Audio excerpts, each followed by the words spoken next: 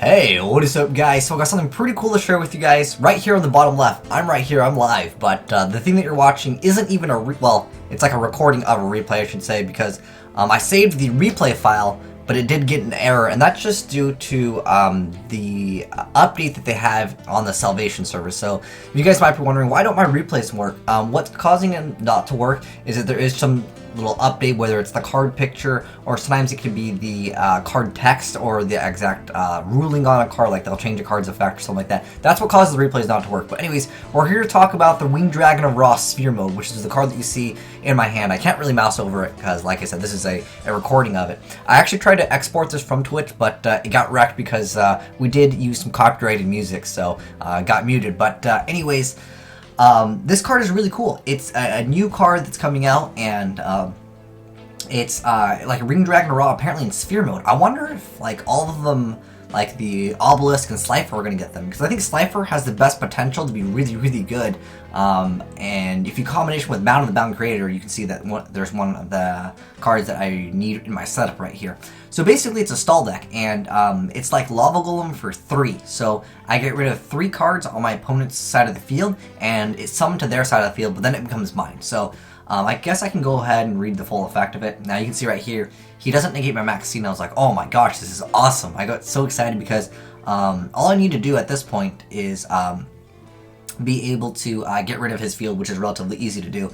And I was like, oh crap, well, as long as, you know, I have Swift Scarecrow and I happen to have Gores, so I should prevent myself from getting OTK'd. I'm just trying to prevent myself from getting OTK'd. In this build, I was running 3 copies of Battle Fader, 3 Swift Scarecrow, because basically all it comes down to is if you can make your opponent get 3 monsters out, and you can just bring out the Winged Dragon of Ra, and then Winged Dragon of Ra can basically stun your opponent. If you have Bound with Bound Creator plus the Winged Dragon of Ra, it's very difficult for a lot of fields to deal with. I also played Effect Filler so I can deal with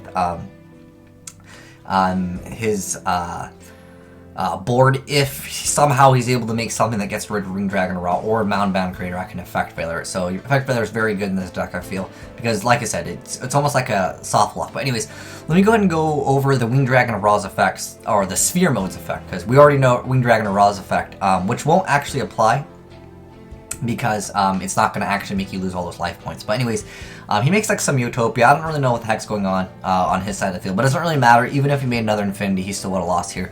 But anyways, Winged Dragon of Ra Sphere Mode, it's a new, like, it's that ball card that's on the bottom left. But anyways, it can't be normal summon or set. You tribute 3 monsters to summon it. You can also tribute it on your opponent's side of the field by tributing monsters they control. If normal summon it, it's returned to its owner's control during the end phase of the next turn. It can't attack, and your opponent cannot target this card with effects or attacks. You can tribute this card to special summon a Winged Dragon of Ra from your hand or deck, ignoring its summoning conditions. But its attack and defense become 4,000, which is still relatively good, because that means I get rid of all 3 of your monsters, then I get a 4,000 attack Winged Dragon of Ra, and Winged Dragon of Ra still has that effect, which you pay 1,000 life points to get rid of a monster on the field. So pretty awesome effect over there, dealing with that. You can see over here, I think I was debating on using my effect there on Honest, because obviously Honest is like an easy out to this, but I was like, well, if I'm getting rid of 3 monsters for sure anyways, that's fine, because he won't have anything to use Honest on because he's not going to have any monsters. And on top of that, if there happens to be like another monster, I can activate Winged Dragon of Ra's effect, and I can get rid of one of the monsters. So I ended up going for Gores over here, and Gores happens to have 25 defense, so he can't really do anything here. Obviously, Swift Scarecrow can be another alternate use, but pretty much I just want to tribute all his stuff, and then we're pretty much good to go over there.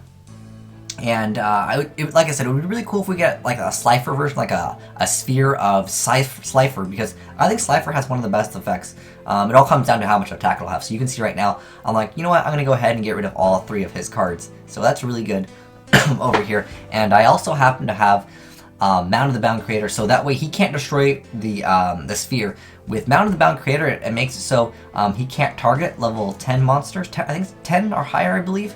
And also, they can't be destroyed by card effects. And so basically that means once my Winged Dragon of Ra comes out, it's immune.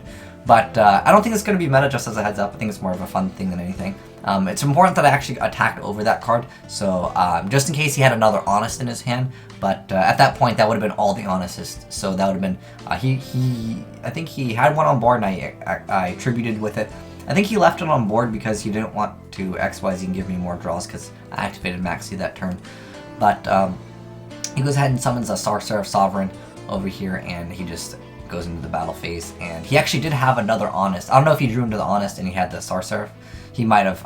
Wasn't really paying attention there. But it doesn't really matter at this point because now this card becomes mine, and now I contribute it to get a Winged Dragon of Ra from my hand or deck. Now in this build I was playing 3. I don't really recommend you guys to play 3. I think 2 is enough.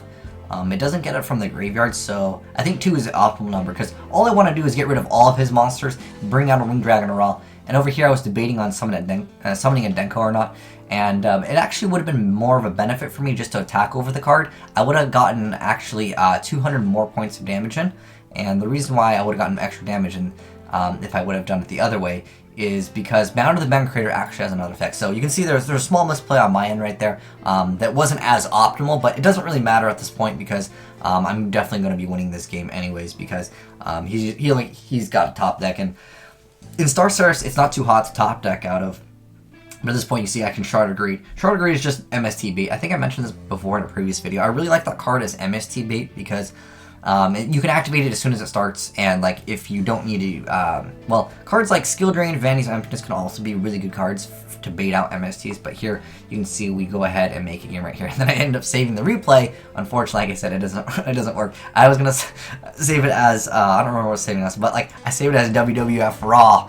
So strong, man. But yeah, that's the end of the little replay here. Very cool way to actually bring out the Winged Dragon of Ra. And like I said, it still actually gives Ra's its effect. So I'm thinking if the make one was for Slifer, this could be pretty good. Maybe we can make an actual like God deck kind of a little bit more meta, because obviously they're not too meta at the moment. And I think in the future, if we get a Slifer one, that's probably going to be the better one, because it just, anything that's like under its attack or something like that, it just gets destroyed immediately. So it's really good, and on top of that, if you have the Mound of the Bound Creator, you basically protect the card anyways. So I really love it, and it's pretty cool to see one of the cards from the TV show actually come out, and it's really amazing because, if you guys follow the OCG, they've actually been doing this strategy a lot where they run Dark Law and everything. We've kind of already seen that integration also into the TCG with the Burning Abyss. That one guy that like won was running Dark Law in his Burning Abyss deck, and now obviously Shadal's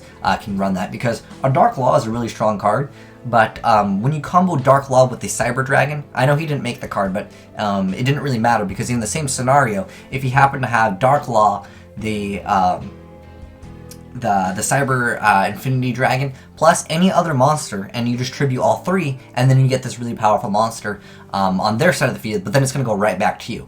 Now, what's kind of cool, and I like the interaction with this, if it happens to be mirror match, like let's say he was playing Winged Dragon of Ra, I'm pretty sure he could tribute the card and get that effect, which would be absolutely hilarious. You're like, oh, I'm gonna go ahead and get rid of all your monsters, and then he's like, oh, I'm gonna bring out my Winged Dragon of Ra. It's just so cool to see that interaction in the game of Yu-Gi-Oh, and I really like that. And obviously we could have stalled for a while, so even if he only had Cyber Dragon Infinity and let's say like a Dark Law, because like I said, that's a really popular thing to make in OCG. A lot of different decks can make it. Obviously we just got the Star Seraphs here in the TCG, so that'll be probably really relevant, especially in like Shadal's. You can definitely bust out a Cyber Dragon Nova, even though in the TCG we don't have that card yet. If you're playing online, that card it comes out all the time in Star Seraph Shadal's, and then on top of that, if they are able to throw out like a Dark Law, that's a really hard field for a lot of decks to beat. But because I have like 3 Faders, the Swift Scarecrows, and I'm playing 3 copies of Gores, because I really like the interaction that Gores has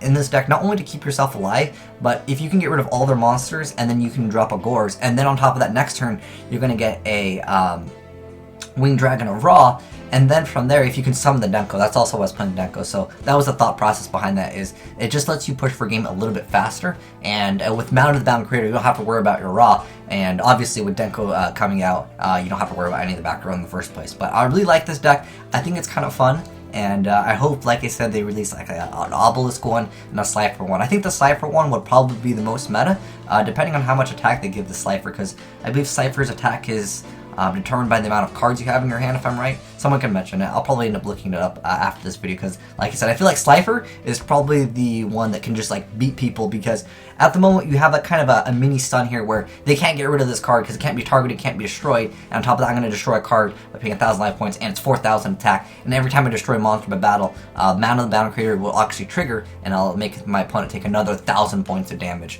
But yeah, I think Slifer would be the ultimate stun, especially if you can Slifer someone and then like anything under like, I think it's like under whatever life, whatever amount of cards you have. I'll have to look it up, like I said. I just know that you can stun people with a Slifer too. And then, especially if, look how many cards I have in my hand. It's absolutely awesome. But anyways, thanks for watching, guys. Asian Eyes signing out.